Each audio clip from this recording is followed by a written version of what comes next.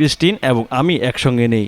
আমরা প্রায় ৩ বছর আগে আলাদা হয়েছি। ১৩ জানুয়ারি রাতে নিজের ভেরিফাইড ফেসবুক পেজে এক পোস্টে এই কথা জানান সাবেক প্রধানমন্ত্রী শেখ হাসিনার ছেলে, সাবেক তথ্য ও যোগাযোগ প্রযুক্তি বিষয়ক উপদেষ্টা সজীব ওয়াজেদ জয়। সম্প্রতি তার বিরুদ্ধে যুক্তরাষ্ট্রের federal bureau of investigation FBI এর একটি রিপোর্ট ফাঁস করা হয়। জয় দাবি করেন রিপোর্টটি ভুল ও বিভ্রান্তিকর তথ্য দিয়ে ভরা। তদন্তে ম্যাসাচুসেটস ও ভার্জিনিয়ায় স্ত্রী ক্রিস্টিন এবং জয়ের ব্যাংক হিসাব, সন্দেহজনক ব্যাংক কার্যক্রম তথ্য পাওয়া গেছে বলে উল্লেখ করা হয়। সে তথ্যের ভুল ধরতে গিয়ে জয় জানান, ক্রিস্টিন এবং আমি আর সঙ্গে নেই। আমরা প্রায় ৩ বছর আগে আলাদা হয়েছি।